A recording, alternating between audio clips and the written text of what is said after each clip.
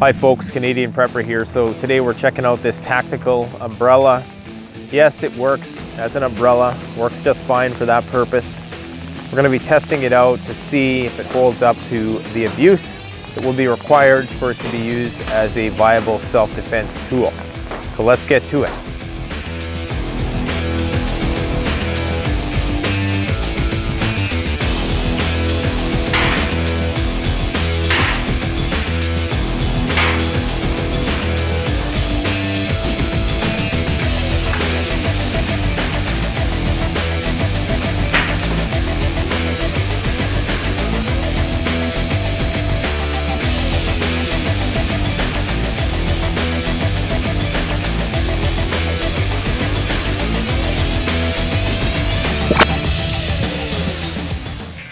Tactical umbrella.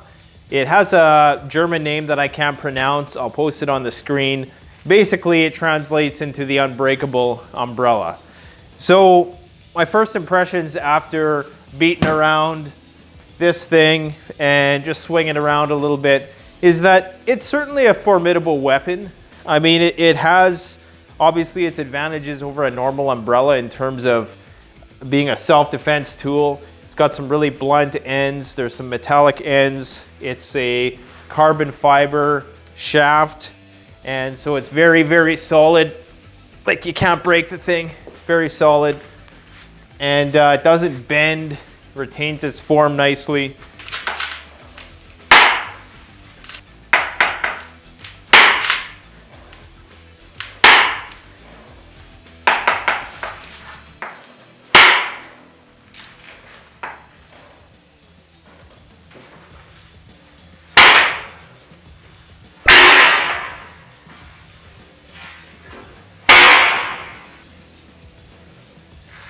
Rock solid.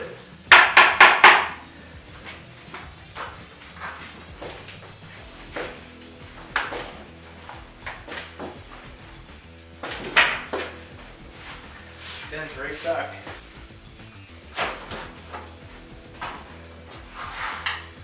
That's amazing.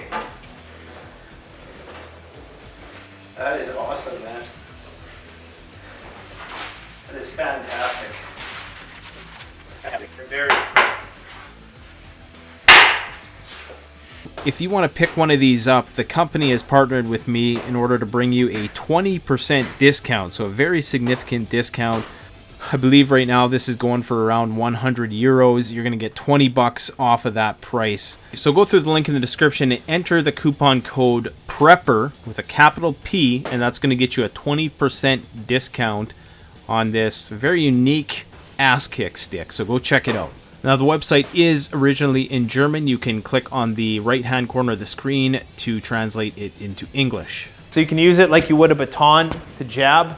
That's probably the most effective way to use it, especially if you're in a confined space where you can't swing like that. Now, obviously, swinging is going to be the preferred use of this club-like end here. It delivers a massive pad. This would knock somebody clean out, you know. You don't even have to use two hands. You can just like that. You know, you can use this pointy end.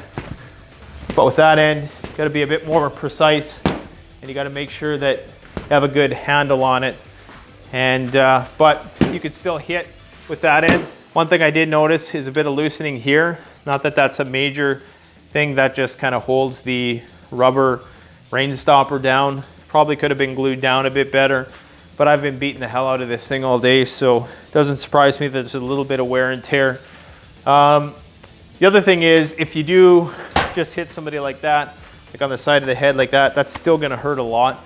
So no matter where you hit them with this, it's gonna hurt. So you don't have to be so accurate that you're hitting them, you know, square in the head with this, or in the face or whatever. You can actually just, you know, anywhere, it's gonna hurt. It's very hard material. It's gonna make people think twice about messing with you again. It's pretty quick deploying, so if it was raining out, I don't know how many people try to mug you or mess with you when it's raining. I'm sure there are many. Of course, you have the advantage of one, you're dry and they're not, so they're wet and shivering and possibly hypothermic. And you got your umbrella, so if they do try to jump you, you know, you can always use it like this. Even though this is not meant to stop a lot of brute force or stop a person, it can just kind of get in the way of their attack. So, and with this is actually very strong right here. These are carbon fiber as well. So you can use these as you would like that. So you can use these to parry an attack, to defend against an attack. And as you're doing that, as you're defending against that attack, of course, you're jabbing with that pointy end, which certainly isn't going to feel nice on the person's abdomen or their face or whatever, the neck, jugular, whatever you can get with it. And these spines, these ribs, whatever you want to call them, are very strong as well. So I don't know if they're necessarily unbreakable, this part of it. It looks like it's very well built. I mean, you can't do that with a normal umbrella, one of those cheap $20 umbrellas you find at Walmart. It's going to break right away. So definitely pretty impressed with that aspect of it. So it's certainly a tough umbrella. And I can think of a lot of ways that you could use this in self-defense for sure. It's got enough clearance here so that if you are using it in an open configuration, it still has enough depth to penetrate into that person's abdomen. Not necessarily penetrate, but get deep enough in there that they're going to feel it for the next few weeks. So if it was just a nub on top, it might not work as well. Now, I know All American Prepper probably thinks this is a bunch of BS, and he thinks you should conceal carry even if it violates the laws in your country. But realistically, if you can't carry in your country, you got to be thinking outside the box. And sometimes the difference between a life and death situation or getting robbed or having you and the people you're with infringed upon is merely having a tool that you can use to defend yourself. And people aren't going to expect the barrage of attacks that you can bring with this if you practice with it. And that's the thing, you're going to want to practice with this a bit. You don't want to just buy it, put it in the closet, and then think you're going to turn into an umbrella ninja when the time comes. Obviously, you're going to want to mess around with it a bit, hit a heavy bag with it, hit something with it, twirl it around a little bit, get a little bit of a feel for it, because just like any self-defense tool, it requires the motor skill to use it. Now, the umbrella itself is made of a nylon material. Everything else is carbon fiber, so very, very strong. But to me, this material could perhaps be a little bit stronger. Don't get me wrong, it's a very strong material. Shows no signs of wear and tear after all the abuse I've put it through. But I think they could have maybe went one step further just to guarantee that this lasts as long as the actual shaft, because this is probably going to last a lifetime. I mean, this thing is built to be rock solid. Like, you can't break it. You got to break your knee before you break that. And all the other components too. It's really smooth, it's spring loaded, so it doesn't actually eject. You have to kind of give it a bit of a pop. And I like that it doesn't stick up there, because if you ever wanted to use it as a self-defense tool, you can immediately go like that. You don't actually have to press any buttons to bring it back to its club configuration. In terms of a beating stick, it's great. Like, in terms of actually just hitting, it's great. You can hit it on any part, the shaft. You get good leverage from this end. And even on this end, even though it's a little bit slippery because that nylon, you can still wind up, give her a good smack. Getting hit with this end is going to be a lot harder than getting hit with this end. So with this end, you have the advantage. You have a slightly better grip on it, but a less powerful blow, even though this metallic tip is nothing to be messed with. And on this end, you don't really have anything there to stop your hands, but it's a much more powerful blow. Now, my only concern with this is if you wanted to strike somebody in the face, the torso, that it kind of slides a bit because of this nylon. So my only suggestion to the company would be to put some rubber on here so it didn't slide as much. You can still prevent that from happening, and that's going to hurt. I mean, it doesn't look like it's going to hurt, but you imagine getting that right in the head. This sucker is going to hurt. It's got a lot of weight on the end of it.